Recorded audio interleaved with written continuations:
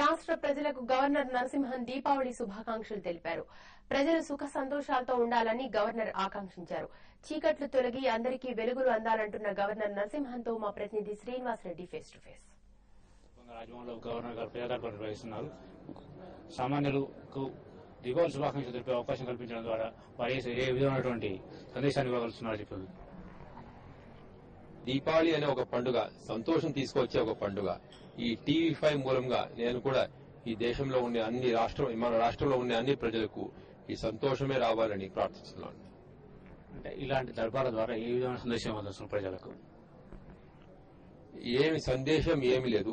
దీనికి రీజన్ ఈ దీపావళి పండుగ ఓపెన్ హౌస్ కి ఒక సందేశం లేదు. కాబట్టి I would request you please don't read any messages. The idea is to meet people and exchange greetings and to receive the blessings of the people of the state. That is the only purpose.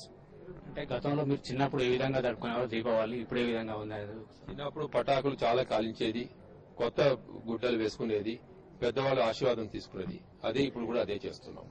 కొత్త trend అప్పటికి ఇప్పటికి ఏ విధమైన మార్పులు వచ్చాయి? ఇప్పుడు ట్రెండ్లో సాంకేతిక పరిజ్ఞానం పెరిగింది, బాంబులు కానీ కాల్చడం. అప్పుడు పటాకులు కొంచెం ఈజీగా ఉన్నది. ఇప్పుడు ఇంకా కూడా చాలా డేంజరస్ పటాకులు వచ్చినాయి. కాబట్టి కొంచెం భయంగా ఉంటుంది. మళ్ళీ కాలుస్తున్నామండి. రాష్ట్రంలో ప్రస్తుతం న్యూస్ బులెటిన్